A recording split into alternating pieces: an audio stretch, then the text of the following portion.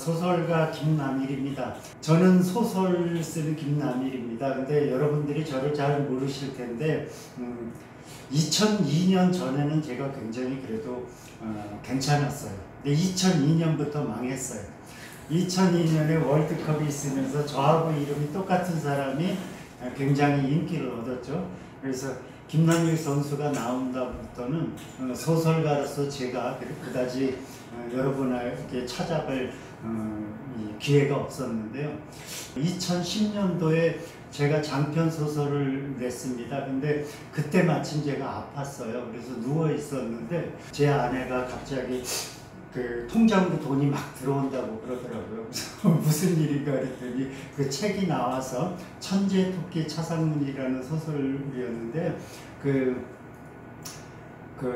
그때 마침 시크릿 가든이라는 그 드라마가 현빈이 나오는 드라마였는데 저는 못 봤어요. 누워있느라고. 근데 현빈이 제 책을 이렇게 들고 있었어요. 그리고 나니까 책이 좀 팔려 있었습니다. 그래서 드라마 마침 그 김은숙 작가가 제가 소설을 가르쳤던 분이 인연이 또 닿아서 그렇게 해준 것 같습니다. 여러 덕을 좀 봤고요. 제 소개는 그 정도로 하고요. 여러분하고 이렇게 비대면 수업이라고 그러죠. 이렇게 만나게 됐습니다. 올해 연초부터 계속 코로나가 기승을 부려서 좀처럼 끊일 듯 하면서도 끊이지 않네요. 여러분도 굉장히 피곤하실 텐데 직접 얼굴을 뵙고 서로 이렇게 재밌게 이야기를 나눴으면 싶었는데 어쩔 수 없이 6월에는 이렇게 비대면 수업을 강의를 할 수밖에 없게 되었습니다. 이 강의는 광주에서 그 아시아 문화 중심 도시 아시아 문화 전당에서 시행하는 아시아 문화 페스티벌 행사의 일환으로 기획이 되었습니다. 올해 처음으로 아시아 문학 아카데미라고 해서 10번에 걸쳐서 강의를 하게 되었거든요. 자세한 강의 내용이라든지 강사분 선생님들이 누구신지에 대해서는 별도로 저희들이 공지를 알려드릴 테니까 그걸 좀 참고해 주시면 되겠습니다. 제가 좀 낯설고 그래서 버벅거리는데 이해를 해 주시고요. 저는 1995년에 베트남을 이해하려는 젊은 작가들의 모임이라는 것을 제가 동료 작가들하고 함께 만들었습니다. 그리고 나서 25년이 됐죠. 이제까지 계속 그 이후에 그 베트남을 비롯해서 아시아 각국의 문학에 대해서 특히 공부를 좀 했습니다. 그래서 제 최고의 현재 그 관심사는 그 아시아 문학하고 또 신화인데요. 그 중에서도 특히 아시아 신화에 대해서 많은 관심을 갖고 있습니다. 이번 강좌는 그 10번의 강좌, 강좌의 그 큰 타이틀은 제가 계획을 했습니다. 그들이 본 아시아, 그러니까 서구의 눈에 비친 아시아, 이런 큰 타이틀을 잡았거든요. 그러니까 이제까지 우리가 아시아인으로서 우리를 살펴보기 위해서 다른 사람들이 우리 아시아를 어떻게 봤는지를 좀 살펴볼 필요가 있어서 이렇게 잡았습니다. 그래서 제1강으로 제가 배를 타고 아시아에 온 작가들 이렇게 잡았습니다. 이 그림만 보셔도 금방 아실 텐데 어떤 그림인지 아시죠? 런던인가에 유학가 있는 싱가포르 유학생인데 코로나 사태 때 느닷없이 봉변을 당했던 이야기입니다. 그러니까 인종차별이죠. 그 당시 영국에서도 코로나가 막 시작됐을 때 너희 중국 사람처럼 생겼다는 이유만으로 그냥 맞았어요. 참 착한 공부도 잘하는 학생 같았는데 옥스포드인가 뭐 이렇게 거기 다니는 학생이었는데 이것이 바로 평소에는 드러나지 않고 수면 위로 드러나지 않았던 유럽과 아시아의 관계를 가장 극적으로 보여주는 장면이 아닌가 싶습니다. 여기에 보면 독일의 잡지 데어 스피겔, 거울이라는 뜻이죠. 슈피겔지의 특집호에 이런 표지가 나온 적이 있어요. 메이드 인 차이나. 위에 보면 코로나 바이러스는 메이드 인 차이나다. 이런 식으로 딱 나왔습니다. 이 상징적인 이 표지가 굉장히 충격을 줬고, 이런 것들은 또다시 또 다른 사람들한테도 영향을 미쳤겠죠. 아니나 다를까 그 미국의 상황이 굉장히 안 좋아지니까 트럼프 대통령이 아예 그냥 까놓고 이번 그 바이러스는 이 공식적인 명칭은 코비드19죠. 우리나라에서는 코로나19라고 하고, 근데 아예 중국 바이러스라고 이렇게 얘기를 붙였습니다. 그러니까 그리고 그것이 매우 정확하다. 대통령이 세계 최고의 나라에서 대통령이 이렇게 얘기를 해버리니까 많은 사람들이 그걸 믿어버리고, 요 말이 끝나기 무섭게 바로 그 인종차별적인 언행이나 이런 것들이 굉장히 늘었다고 또 얘기를 들었습니다. 그러한, 그러니까 아시아나 동양에 대한 업신여김이나 아시아나 동양을 좀 타자화하고 적으로, 심지어 적으로 생각하는 그 움직임은 역사가 굉장히 오래입니다. 여러분도 아시다시피 징기스칸 시대부터 뻗어나가면 동양이나 이 황인종에 대한 공포 같은 것들이 충분히 이해가 되긴 합니다만은, 때로는 그 합리적으로 또는 납득할 수 없는 이유를 대서 자기들의 내부 문제를 외부로 이렇게 드러낼 경우에 그 적을 만드는 거죠. 그때 황인종이 이렇게 적이 되는 경우도 있습니다. 미리 말씀드리자면, 오늘 그 제 강의는 무슨 유럽과 동양을 서로 척지게 만드는 데 있는 것이 아니라 오히려 더 가깝게 만드는 데 초점이 있습니다. 저는 굉장히, 그러니까 동양이든 서양이든 이렇게 나누자는 주의가 아니라, 우리가 지금의 상황을 정확히 봐야지만 우리가 서 있는 위치를 알 수 있고, 특히 문학적 관점에서 어떻게 봐야 될지 서로 이야기가 주고받을 수 있다고 생각을 합니다. 이런 그림에서도 보면요, 왼쪽에 서 있는 사람들이 아름답고 날개도 달리고 이런 서양 사람들이 무엇인가를 가리키고 있죠. 저 끝에 보면 이쪽에는 십자가가 있어요. 근데 저 끝에 보면은 부처님이에요. 그러니까 동양을 상징하는 부처님을 적처럼 이렇게 하는 겁니다. 그러니까 그래서 황화론, 황인종 때문에 화를 불러일으킨다 하는 그 이데올로기입니다. 좋은 이데올로기라고 할 수 없겠죠. 그것이 19세기쯤 되면, 특히 러일 전쟁 직전 이럴 때 보면 일본의 세력이 굉장히 강해지고, 뭐 이렇게 되면 특히 중국이나 일본에 대해서 이렇게 조롱하거나 사납게 그리는 그림들도 종종 나타났습니다. 이런 식의 태도들이요. 우리가 이번 코로나 바이러스 사태 때 저는 제일 먼저 생각했던 게 이름이었습니다. 처음에 이름 갖고 굉장히 이데올로기적으로 서로 주고받은 그 논쟁도 있었거든요. 한쪽 당에서는 계속 우한 폐렴, 우한 바이러스, 중국 폐렴 이런 식으로 얘기를 했어요. 근데 다른 쪽에서는 그렇게 부르면 안 된다 하고 끝없이 그냥 객관적인 이름으로 코로나 바이러스 이런 식으로 얘기를 했었죠. 그래서 종식은 됐습니다. 왜냐하면 WHO에서 공식적으로 이것은 코비드19, 우리나라에서는 코로나19 이렇게 결정을 했거든요. 그런데도 한동안 신문을 중심으로 해서 특히 보수 언론에서는 계속 우한폐렴이라는 이야기를 했습니다. 예를 들어서 자유한국당 대표도 우한폐렴이라는 말을 계속 썼어요. 그리고 이 중앙일보 대기자라는 분도 계속 이 우한폐렴 이런 말을 굉장히 오래 갔는데, 지금은 좀 사그러든 느낌이 있습니다. 이제는 아무도 우한에서 비롯되긴 했다고 하더라도 우한폐렴이라는 이름을 쓰는 것은 온당치 않다는 의견이 좀 많지 않은가 이런 생각이 듭니다. 제가 이번 사태 때 어디에다 또 글을 쓴 게 있는데, 가장 이 코로나 사태를 상징적으로 보여주는 소설이라고 할 수 있겠죠. 알베르 까뮈의 페스트라는 소설을 보면 진짜 오늘을 예측하고 쓴 것 같은 그 어떤 압도적인 장면들이 계속 나옵니다. 그 소설에서 제가 가장 인상적인 귀절이 타루인가요? 그 주인공 의사를 도와주는 자원봉사대인데 그 사람이 이 말을 합니다. 인간의 모든 불행은 그들이 정확한 언어를 사용하지 않는 데서 온다. 이게 무슨 뜻일까요?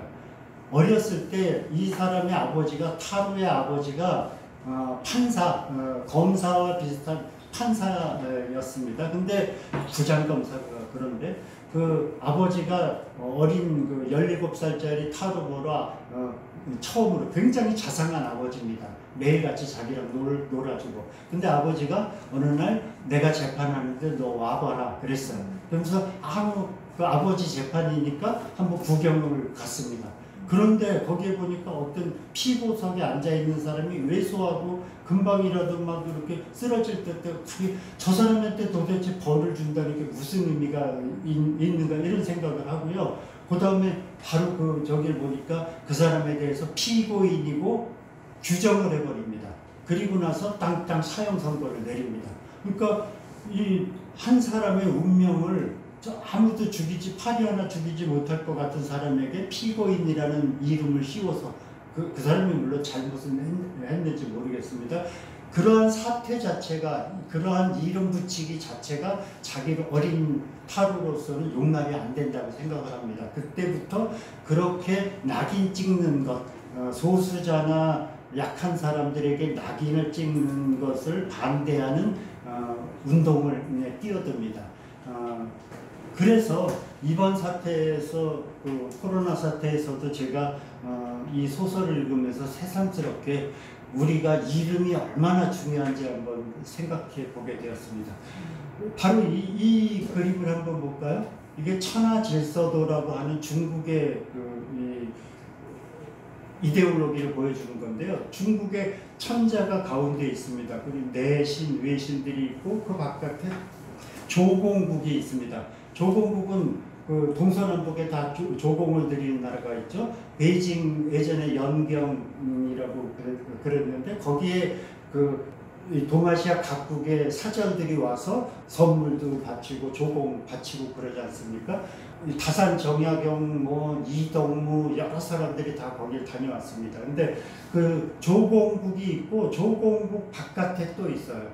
동이, 남만, 서융, 북적 해갖고 오랑캐들입니다. 우리는 조공국이라고 스스로 얘기를 하지만 어떤 경우에는 동이 속에 들어갑니다. 동쪽 오랑캐, 활잘선은 오랑캐. 남만, 저기 베트남 사람들은 자기들이 원하지 않았는데 남만이 됩니다. 이런 식으로 막 북쪽 오랑캐, 서쪽 오랑캐. 그러니까 천하의 질서가 자기중심적으로 되고 다른 타자, 다른 사람의 존재를 인정하지 않죠. 한 사람만이 가운데 서서 중앙 집권적으로 통치를 하고 자기들이 통치권 바깥에 있는 사람들은 완전히 타자로서 배척을 합니다. 그들은 뭐가 되냐면 야만인이 되고 귀신이 되고 이렇게 되는 거죠. 재미있는 사실 중에 하나는 좀 전에 봤던 천하질서도 이거는 중국 쪽의 생각이거든요. 근데 이렇게 보면은 이거는 조선 중기 이후에 만든 천하도라는 지도예요. 우리나라 사람이 만들었다고 추정을 하는데요. 가운데 여기 보면 중국이라고 이렇게 써 있어요. 그 당시에 중국 사람들은 자기네를 중국이라고 그러지 않고 그냥 한나라, 명나라, 송나라 이런 식으로 얘기하지 않습니까? 명확히 따지자면 중국이라는 이름이 국호가 되는 거는 중화민국이 세워졌을 때 20세기 들어와서 신해혁명 이후라고 제가 알고 있는데 예전부터 우리나라는 명당, 송, 청 이렇게 얘기를 하면서도 그 나라가 중국이고 세상의 중심이라고 생각을 해왔습니다. 오히려 더 강하게. 왜 그러냐면 중국이 중국이어야지만 자기도 소중국으로서 소중화로서 인정을 받는다 이렇게 생각을 하는 겁니다. 이 그림에 보면 중국은 동그랗게 유일하게 동그라미 원 속에 들어가는 것이 중국이에요. 그리고 조선은 아무 표시도 없이 조선 이렇게 썼어요. 나머지 나라들은 다 네모 속에 집어넣었어요. 별 볼 일 없는 나라들은 다 네모에 넣습니다. 그러니까 제일 최고는 중국이에요. 두 번째는 조선이에요. 세 번째는 일본을 비롯한 나머지 모든 나라죠. 그러니까 이 중국이 잘 돼야지만 조선도 덩달아서 잘 된다는 소중화주의에 빠지게 되는 겁니다. 이러한 이름 붙이기가 우리가 아시아를 바라본 시선하고도 똑같이 연결되는 겁니다. 여기에 보면 이쪽에 나오는 잘 안 보이는 그 나라들은 실제 존재하는 나라가 아니라 산해경이라는 그 중국의 신화책 속에 나오는 그 야만족들의 그 이름들인데요. 야만족들이 사는 나라나 뭐 이런 건데 가상의 공간들입니다. 그러니까 그런 걸 해놓고 스스로 훌륭하다고 이야기를 하는 거죠. 그런 관점에서 볼 때 예를 들어서 그 가운데에 중국이 있다고 치면 변방들이 그 오랑캐들이 있다고 했지 않습니까? 근데 그 오랑캐들이 문제를 일으키죠. 쳐들어오거나 변방을 어지럽히고 합니다. 그러면 그 변방을 이렇게 다스리고 지배해야 할 필요가 있죠. 그래서 우리나라 같은 경우 고구려가 668년에 멸망하는데 고구려를 멸망시킨 다음에 당이 평양에다가 안동도호부를 둡니다. 우리는 동쪽에 있으니까 이때 안동이라는 말이 중요합니다. 안동. 왜 그럴까? 동쪽을 안정시킨다는 뜻입니다. 그러니까 동쪽을 안정시키기 위해서 안동도호부를 두고 그러면 그게 동서남북에 4개 하고 또 선우와 북정이라고 해서 그 사이에 있는 거 북쪽에 있습니다. 그 티벳이라든지 이런 나라들을 이 거란이라든지 뭐 이런 나라들 그 돌궐 이런 나라들의 준동을 막기 위해서 도호부를 두게 되죠. 이런 식으로. 그 안동은 그 지금은 단둥이라고 그러죠. 압록강 건너에 있는 바로 그 단둥. 어쨌든 자기들도 이제는 안동이라는 말을 쓰면 뭔가 좀 어색했나 봐요. 그래서 이름을 바꿨습니다. 1876년에 안동편을 설치했는데 언제인지 지금은 단동으로 바꿨습니다.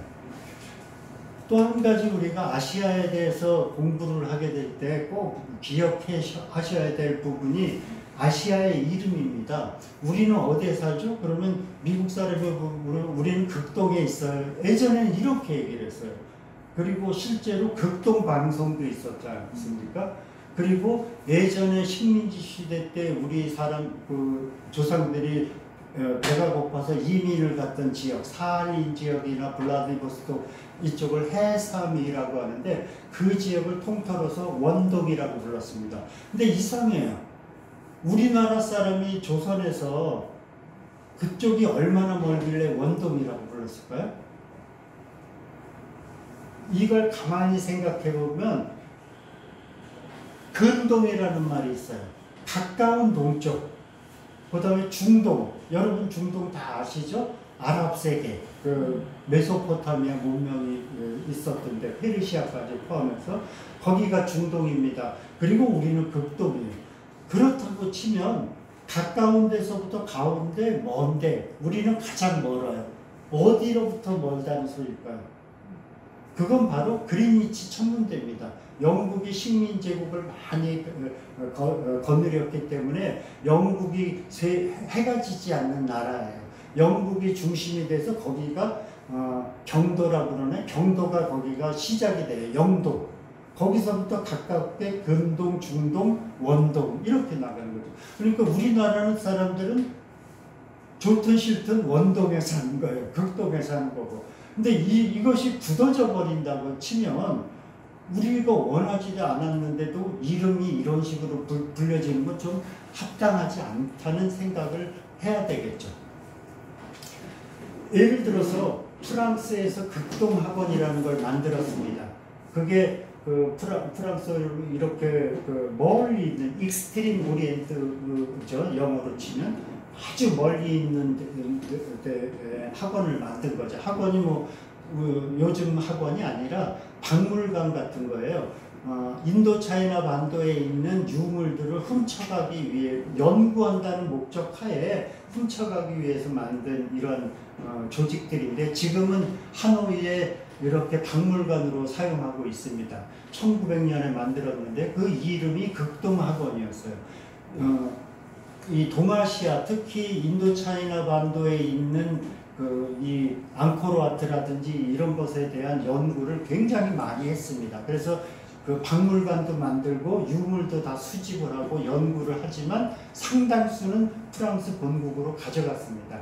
그 학원이 바로 극동학원이었죠. 그렇다고 치면 이 극동이라는 말은 침략을 위한 도구가 됐다고 볼 수 있습니다. 마찬가지로 인도차이나라는 말을 제가 좀 전에 사용을 했죠. 근데 인도차이나라는 말을 습관적으로 써요. 역사가 얼마나 됐을까요? 인도차이나라는 말. 실제로 그렇게 많이 된 게 아니에요. 언제부터인지 정확하진 않지만 인도와 차이나 사이에 있기 때문에 그 반도를 인도차이나라고 부르는 거죠. 그러니까 그쪽에 있는 캄보디아 사람이나 라오스 사람이나 베트남 사람들은 자기들이 인도차이나에 사는지를 몰랐어요. 근데 나중에 알고 봤더니 자기들이 인도차이나 반도에 살게 되는 거죠. 이런 식입니다. 동남아라는 말도 마찬가지입니다. 우리도 동남아라는 말이 굉장히 역사가 오랜 줄 알았는데 따져봤더니 1943년에 일본하고 싸우기 위해서 이 지도를 펴놓고 작전 지도를 막 만들다 보니까 이름이 필요한 거예요. 이 지역을 통틀어서 부르는 이름이 있어야 좋겠다. 그래서 자기들 입장에서 보니까 동쪽에 있잖아요. 그리고 남쪽에 있잖아요. 그리고 아시아잖아요. 그래서 동남아시아라고 붙인 겁니다. 바라보는 중심, 시선이 자기들에게 있다는, 서양에 있다는 것을 보여주는 이 명명법입니다. 좀 전까지 제가 말씀드린 것은 우리가 무엇을 하든지 간에 문학을 하든 아니면 다른 일을 하더라도 특히 다른 사람과의 관계 속에서는 이름을 제대로 부르는 것이 굉장히 중요하다고 말씀을 드렸습니다. 특히 아시아에 대해서 공부를 할 때 우리가 항상 이름의 중요성에 대해서 한번 잘 따져보자 이런 말씀을 드렸죠. 역사적으로도 제대로 된 이름을 붙이는 게 얼마나 중요한지에 대해서 말씀을 드렸고요. 이제 그렇다면 아시아 자꾸 그랬는데 그 아시아에 대해서 도대체 어디까지가 아시아고 어떤 아시아가 있는지 한번 살펴봤으면 좋겠습니다.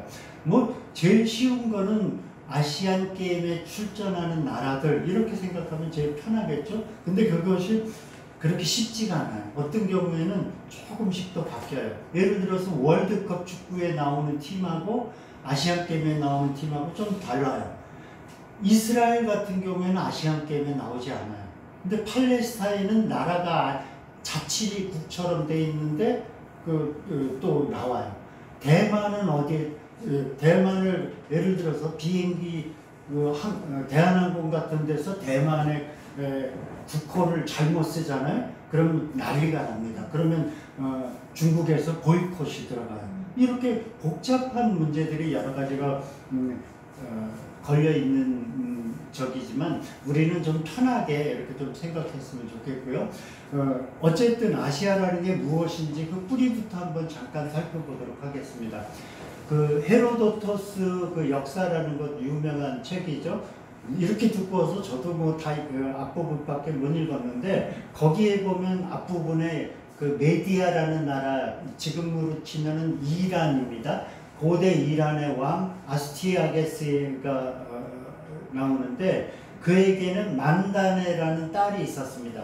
근데 어느 날 꿈을 꿔요. 근데 오줌을 넣는데 그 오줌이 펄펄 넘쳐서 온 아시아가 범람하는 그런 꿈을 꿉니다. 그러니까 근데 그 아시아가 나중에 이렇게 봤더니 우리가 생각하는 한국까지 오지는 않아요.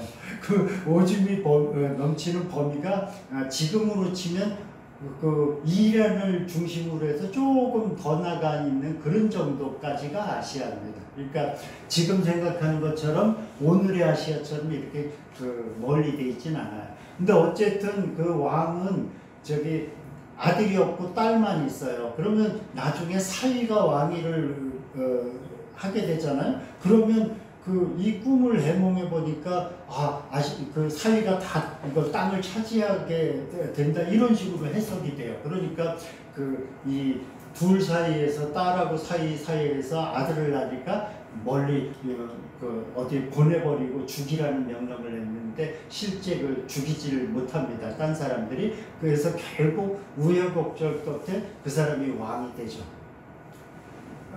그 사람이 캄비셰스 2세입니다. 만데네가. 근데 만데네가 시집가서 다시 또 아스테가스가 꿈을 꿨는데 이번에는 딸의 생식기에서 포도나무가 자라나더니 온 아시아를 덮는 거였어. 이런 그림이 있습니다. 그러니까 좀 전에는 오줌을 누는 꿈을 꿨는데 이번에는 이 포도나무가 자라는 꿈을 꿉니다.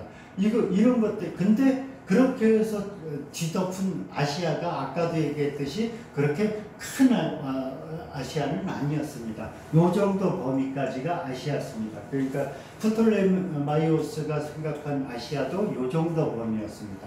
그러니까 지금보다는 굉장히 좁은 아시아였다. 그 정도로 생각하시면 되고요. 아까 말씀드린 그래서 왕이 된 사람이 키루스 2세입니다. 그리고 키루스 2세 그 당시에 메디아의 범위는 요 정도까지 나갔다. 그 정도 생각하시면 됩니다. 페르시아 제국도 그 정도고. 그러니까 서양 사람들이 처음 생각한 아시아는 중국이라는 나라가 있다는 건 알았는데 아시아라는 이름을 붙인다든지 그런 개념으로는 그렇게 멀리까지 퍼져 있지는 않았습니다. 그들이 생각하는 아시아는 요 정도 범위였었고 중국이나 일본 같은 경우 지팡구라고 했는데 너무나 멀어서 생각을 못했던 상상 속의 나라처럼 생각을 했습니다. 아시아에 대해서 우리가 또 한번 생각을 할 때 지리적인 아시아뿐만 아니라 아시아를 왜 생각해야 되는지 그리고 어떻게 생각해야 되는지가 굉장히 중요해요. 저도 깜빡깜빡하다 하는데 아시아는 다 같이 뭉쳐서 하나가 되면 좋다 이런 생각을 할 때가 있죠. 저도 그랬었거든요. 아시아 사람들이 다 우리 뭉쳐서 하나가 되면 어떨까 이런 생각을 한 적이 있습니다. 하나가 된다는 건 좋은 개념으로 생각을 했죠. 근데 이거는 좀 나이가 들면서 생각해 봤을 때 굉장히 문제가 있는 개념이라는 생각이 들었습니다. 하나로 돼버렸을 때 다른 다양한 가치들이 거기에 매몰되어 버릴 경우가 굉장히 많습니다. 그러니까 아시아의 모든 나라들이 다 자기마다 언어도 다르고 종교도 다르고 얼굴 색깔도 다르고 그런데 그냥 아시아는 통째로 하나. 이렇게 되면 아까 얘기한 것처럼 서양 사람들의 눈에 아시아 사람들이 구별이 잘 안 되니까 한 무더기로 이렇게 대접을 받을 수도 있죠.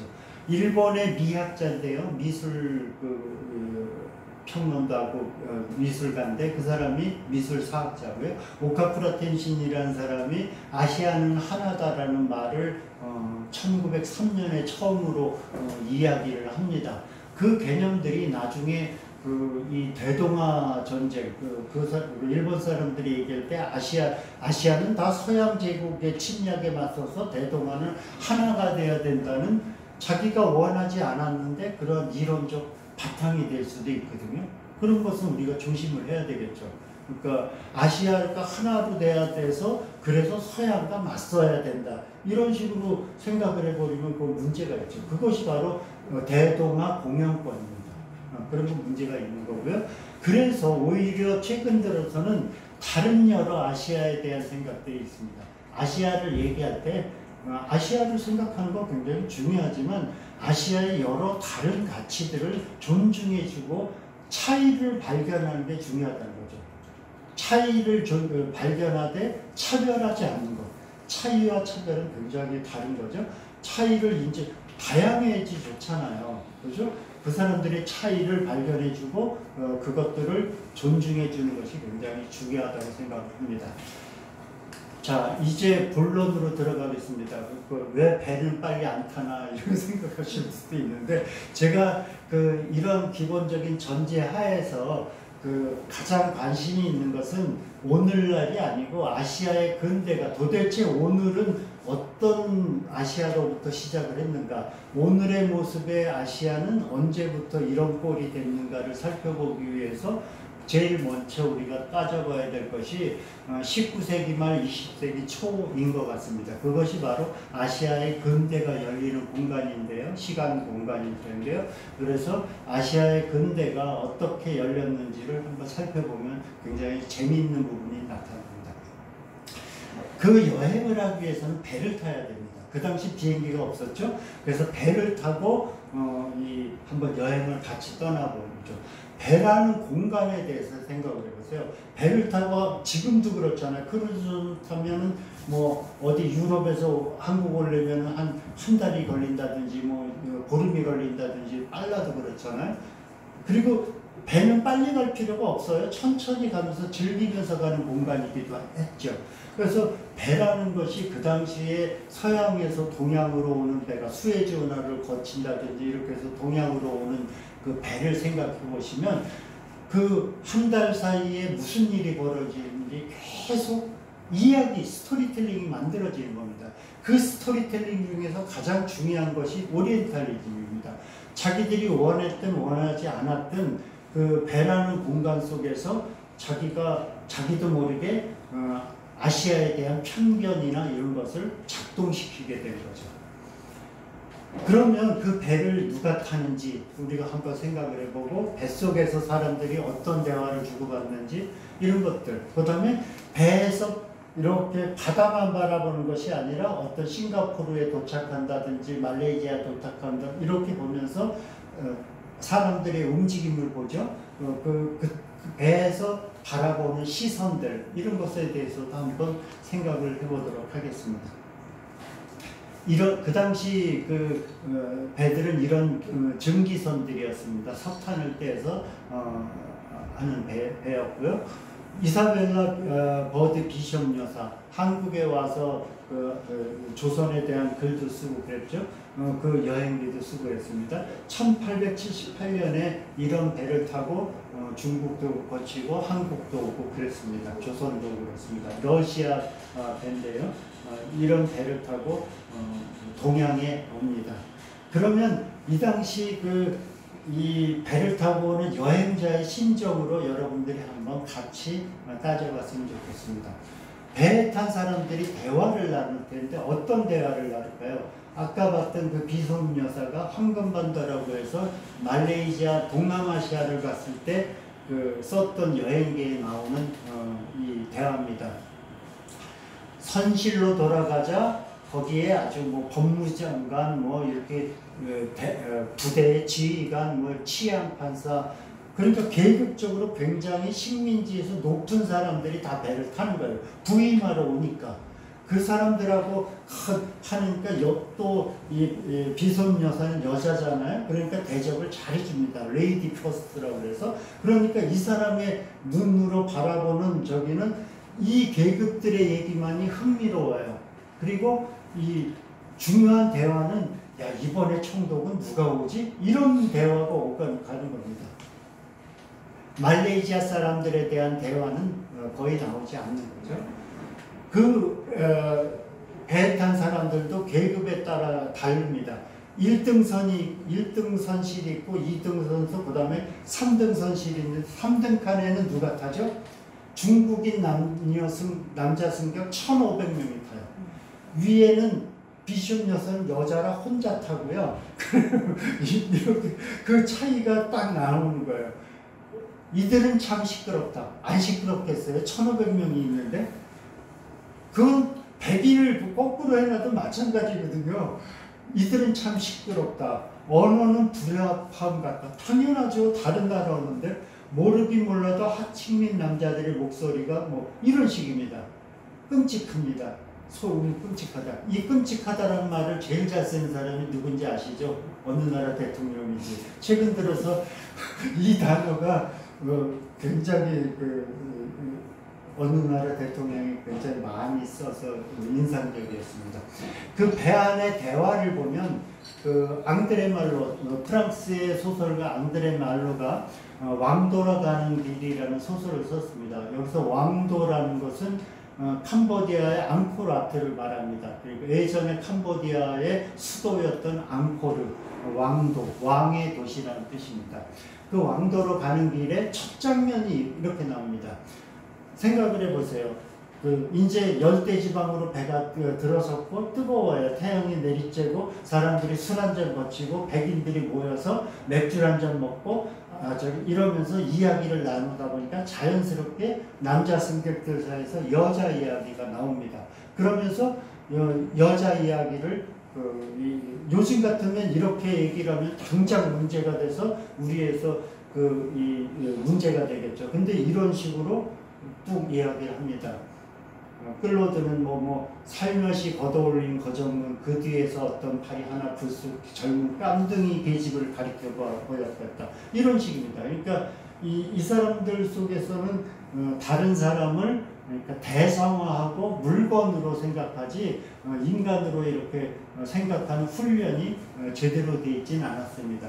앙드레 말로 자체가 굉장히 지식인, 프랑스에서 가장 빼어난 지식인인데 그 사람, 이 클로드라는 사람도 그런 사람들로 주인공으로 나오거든요. 근데 그 사람도 이런 식의 표현을 합니다.